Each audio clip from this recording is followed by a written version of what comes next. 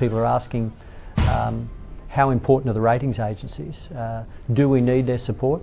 The reality is a lot of people rely on those ratings agencies' labels that they put on funds.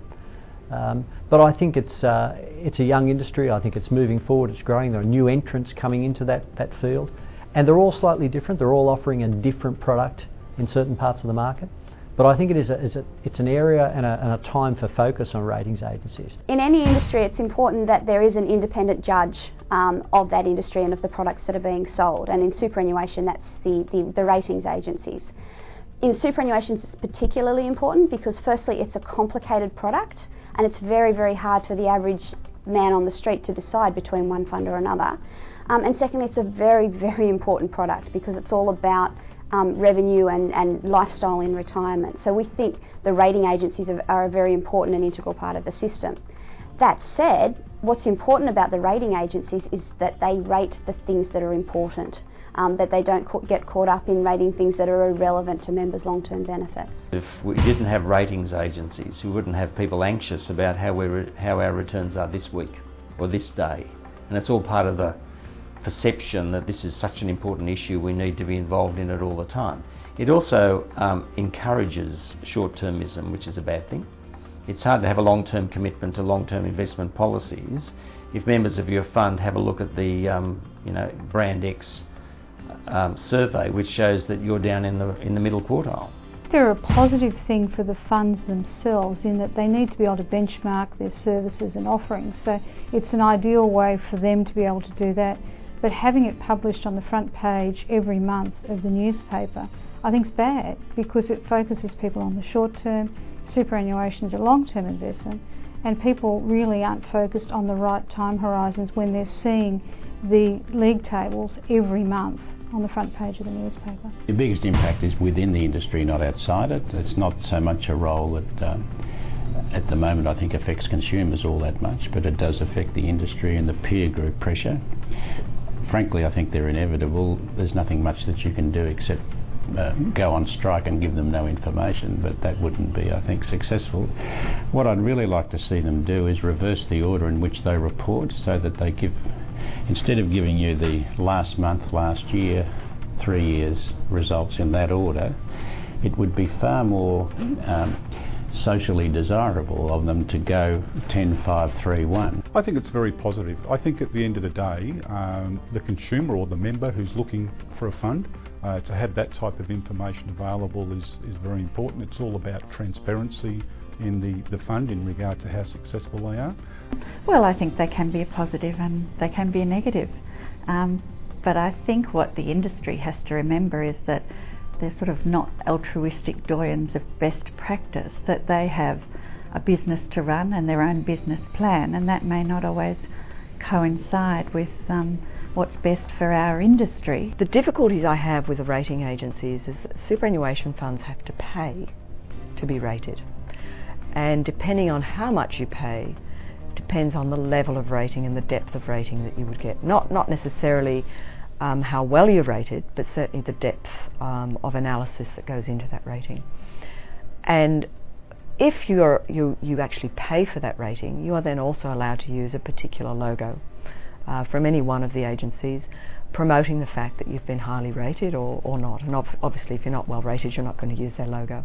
Well, producers copy for newspapers. I was always taught that what gets measured gets done. Ratings agencies.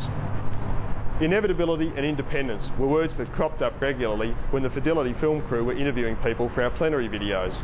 Inevitable, as most of us are used to someone or some company rating everything else we consume. And independence, because the sceptics had reservations about funds paying for ratings.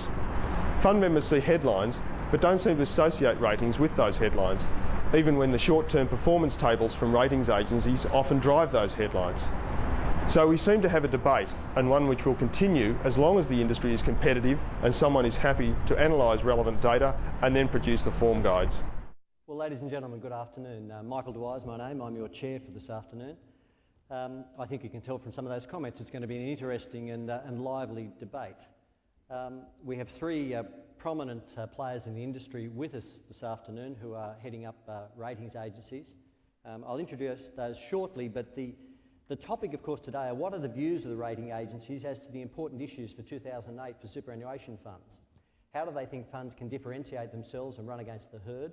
And how do we address the growing concerns the industry has about ratings and the ratings process? Believe it or not, the lads were quite surprised to hear that there might be some concerns about ratings agencies. They said that they hadn't heard any. So at the cocktail function I was at last night, I heard terms like bully boys, necessary evil, too big for their boots, legends in their own lunchtimes, accept what they're giving, no checking, bring their own biases, and do ratings agencies really have too much influence? And in fact, that was what I was discussing with Warren Chant when I was doing his lawns the other day. I said to him that I thought they had a lot more influence than they should.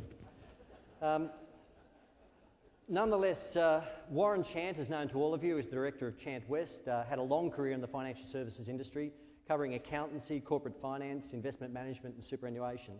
He established Chant West in early 1997 with the aim of advising medium and large-sized companies on outsourcing their in-house super fund.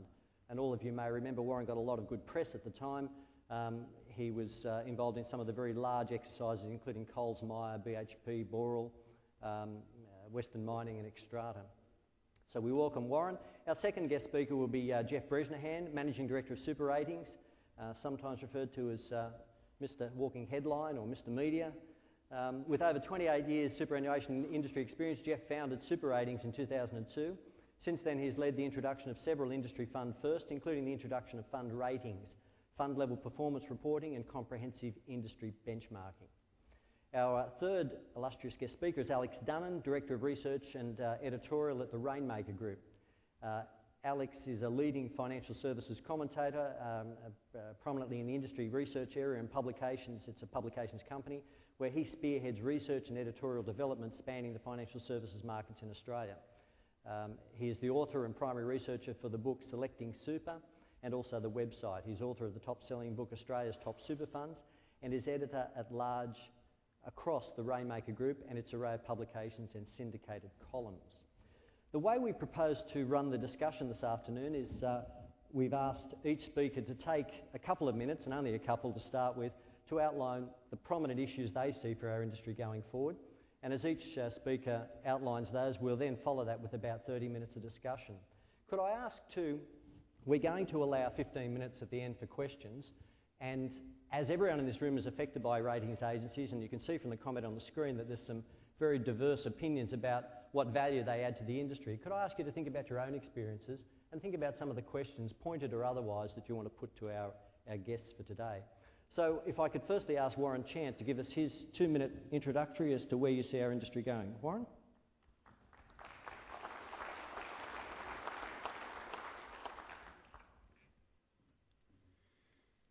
Thank you, Michael, and good afternoon, everybody.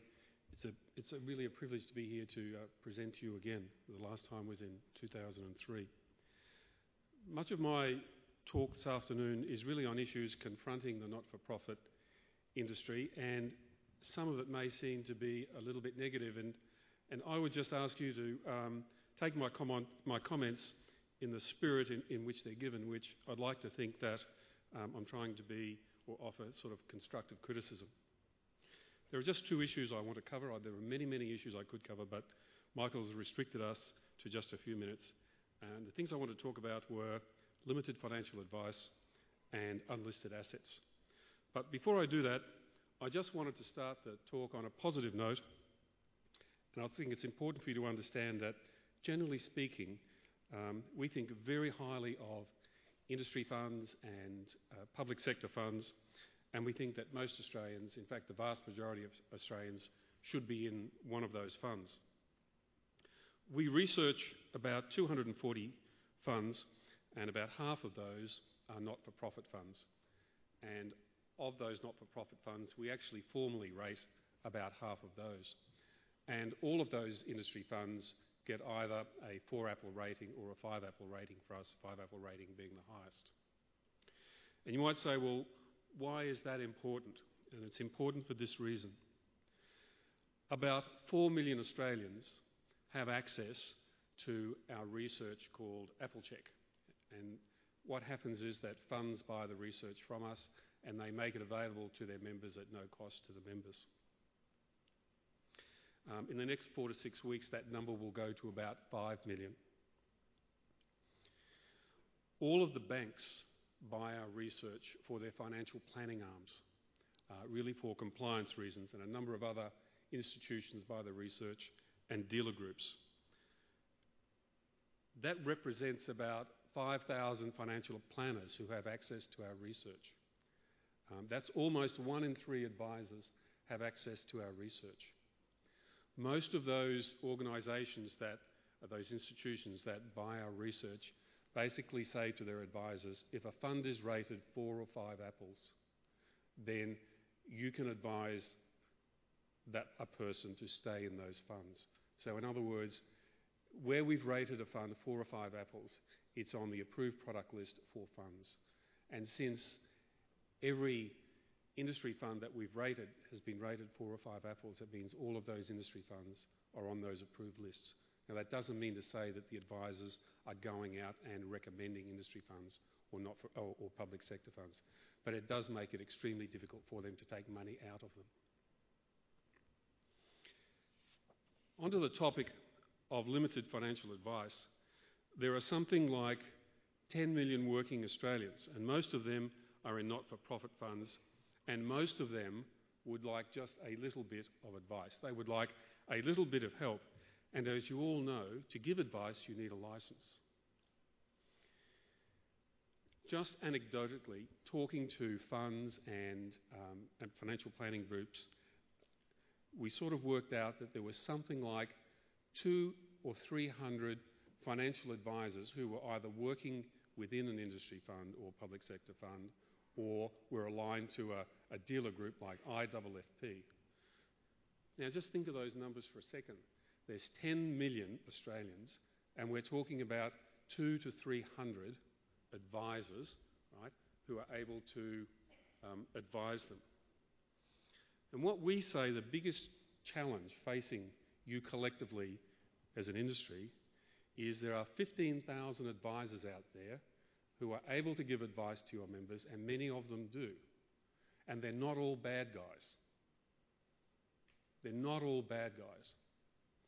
And we think the biggest challenge for the industry is you have to work out, for the sake of your members, a way of engaging with that financial planning group of 15,000 or some subset of that.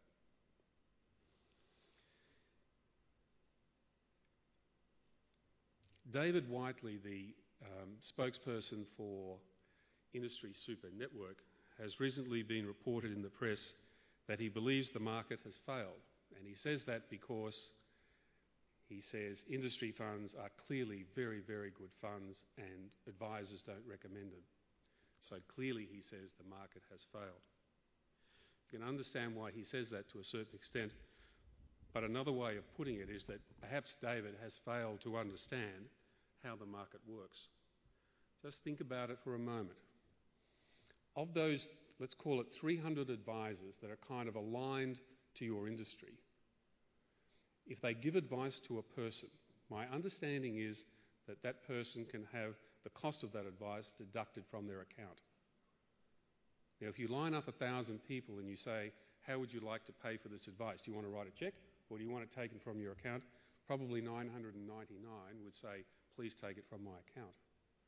I'm not sure that there's one industry fund or one public sector fund that allows an advisor outside that group of 300. In other words, those 15,000 advisors, right, if they give advice, I'm not sure that there's one fund that allows them, the member, to have that cost of that advice deducted from their account. So if you're an advisor, what sort of incentive do you have, right, to act positively with industry funds and giving advice? And so I guess the thought that I wanted to leave you with is that for the sake of your members, I think you're making a big mistake if you don't find a way of engaging with the financial advisory industry. The second point that I wanted to address is unlisted assets. And yesterday in the discussion on infrastructure, Gary Weaven finished his talk by saying he was encouraging funds to increase their asset allocation to unlisted assets, and in particular infrastructure. And in fact, in Greg Bright's magazine this morning, that was his lead article. And Gary, as kind of evidence, sort of said, well, you know, all you have to do is look at the best performing funds in the surveys as evidence of how successful this extra allocation to unlisted assets can be. And presumably he was talking about MTAA and West Scheme, because they're the ones we most associate with SuperRatings ratings and being the best performers.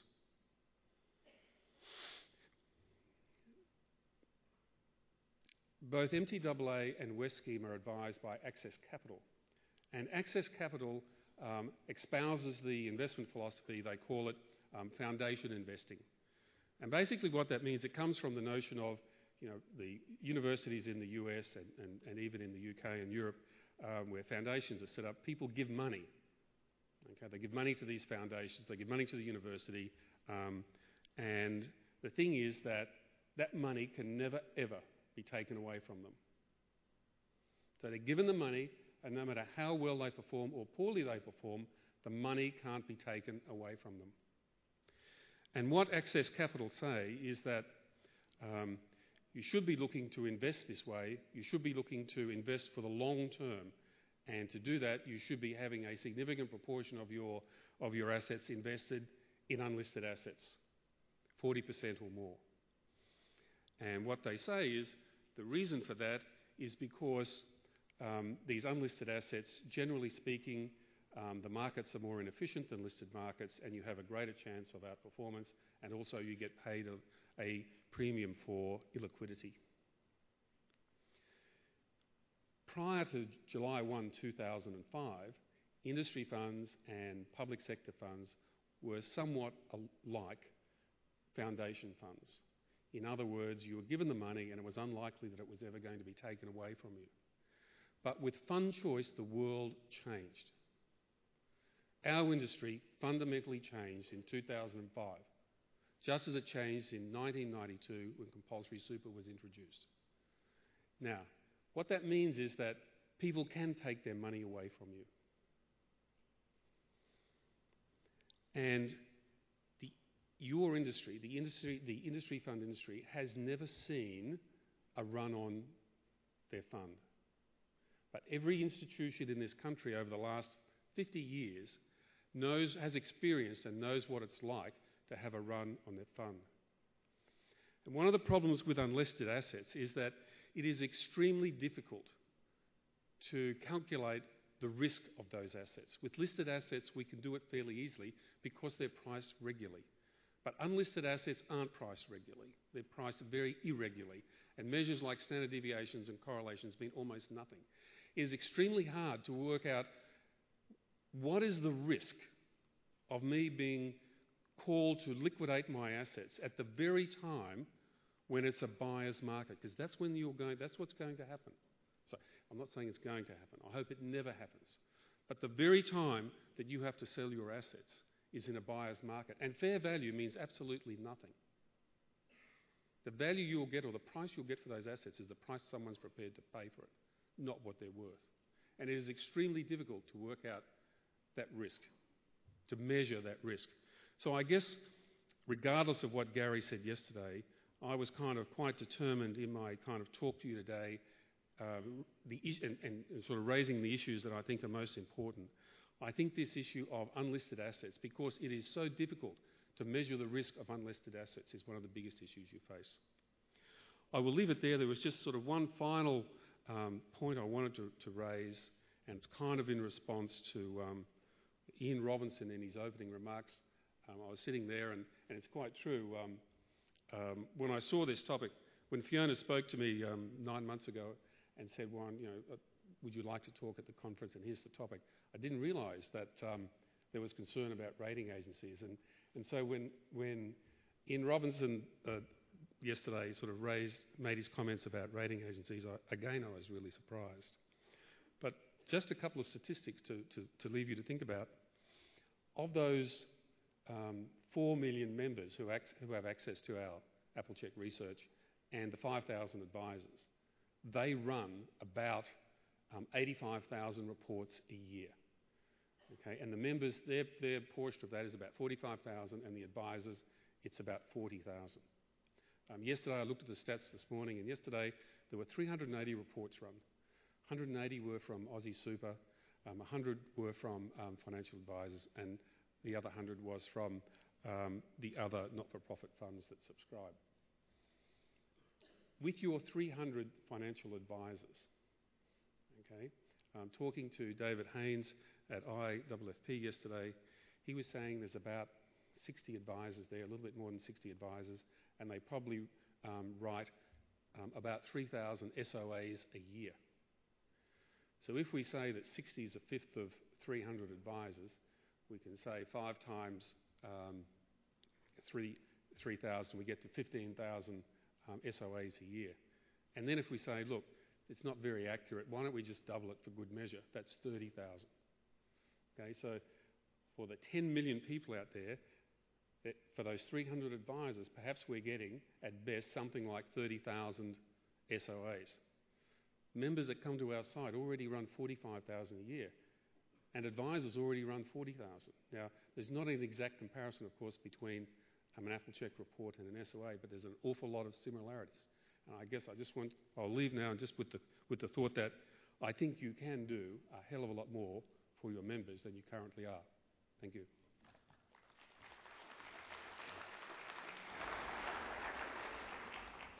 You might be able to measure a lot of things, Warren, but you can't measure 2 minutes, I can tell you. I'm sure Richard Gilbert from IFSA will finally not be lonely at these conferences any longer. He's got you to defend him. So, could I ask now Jeff Bresnahan to give us his version of 2 minutes, and let's see how that ratings agency measures it. Thanks, Michael. I think my time's already up. We were asked just to give a quick synopsis of what we thought were the important issues for 2008 for super funds, and look, there's a mile of them. The one I would say that's probably the buzzword at the moment is engagement, engagement of members, which is a very, very difficult thing to do. If 5 years ago, both Warren and I actually stood in Hobart and we spoke to CMSF, and we spoke about marketing and the need for marketing at that point in time. And whilst I'm not saying we're responsible for what's happened since, we had obviously some influence in that we've seen a lot of funds move heavily into the marketing scene, and to the point where, you know, if you look at an Australian super last financial year, went from 21 billion to 29 billion in 1 year. That's a huge number, $8 billion in a year. But what we've also seen simultaneously is other funds that haven't marketed well, in other words, haven't tried to engage their membership or attract new members or whatever, plateau on their membership. And not only have they plateaued, but our stats are saying that they're starting to decline. And those funds, I would say, have a problem going forward. In terms of how do you differentiate your fund going forward, again, there's a mile of things you can do. Insurance seems to be the big one at the moment. A lot of the funds last year rejigged their insurance.